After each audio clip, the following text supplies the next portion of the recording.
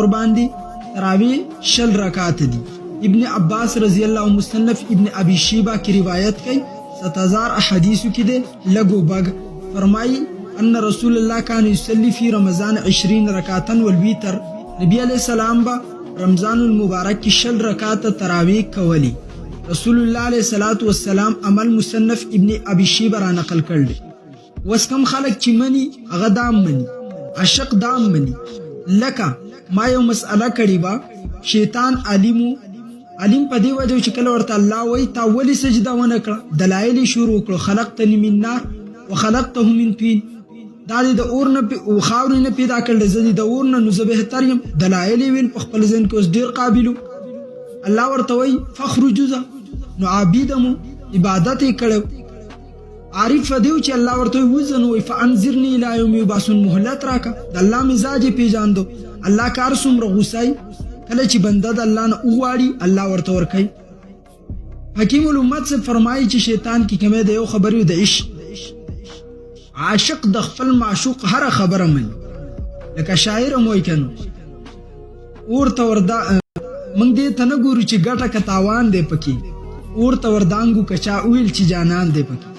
نو عاشق خوده ته نه ګوري چې څه چل له خو بس چې حکم ورته کله د جانان د طرف نه وشي بیا فورا منلې. حضرت شیطان چې و شیطانو نو شیطان عاشق نو که عاشق وینو هغه به جهنم تم دنګلی وي ولا شان سجیده خو څه خبره. او ما د امام غزالی په کتاب کې لیدلی و چې په زرګونو کلونو بعد عثماني دی دا شیطان به الله راو باسي د دې ورنه ورته وای چې کنه نه مادم ته سجده کې معاف کوم دی انسان ته دا بالتم په خپل حسد بغض او په خپل زد او تکبر باندې کلک ولاړی.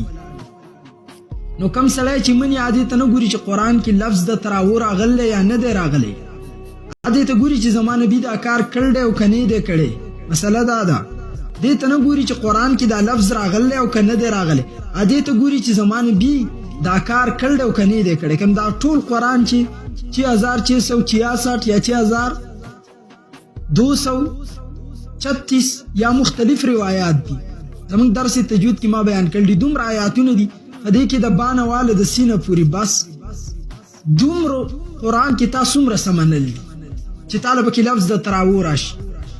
دا په دې قران کې پنځه منځونه راغلي تا کړل دي دې قران کې راغلي قران نه مخ ماړه و ورځ د قیامت بند خپل نبی مخالي تا دا منل دي. دې قران کې حرام نو من راغل تا منل دي د یتیم حق منی چې تا منل دي چې طالب کې لفظ د تراور الله راوړي. اسی زمنان می دا وکړه که تاسو ته پوس وکئ چې سیو عقیده لازمی ده کوم مسله دا به توي عقیده تراو دا مسأله ده د نبی علیہ السلام ابوین مور فلار عقیده ده ته نوم یې سده د فلار او عبد الله و د مور نوم امینا ورته ای دی ذکر قران کې شته امینا نوم قران کې شته چې د نبی علیہ السلام مور عبد الله نوم قران کې شته چې د فلار ده. څه جواب وکړه انکار وکړي زمونږ د نبی علیہ السلام فلار او مور دا نه دي. بهرحال دغه خلک دي چې دیو ملشي اوس خو ژوندي دي دا چې کله مړه کېږي دا په هغه ټیم کې بیا ووایي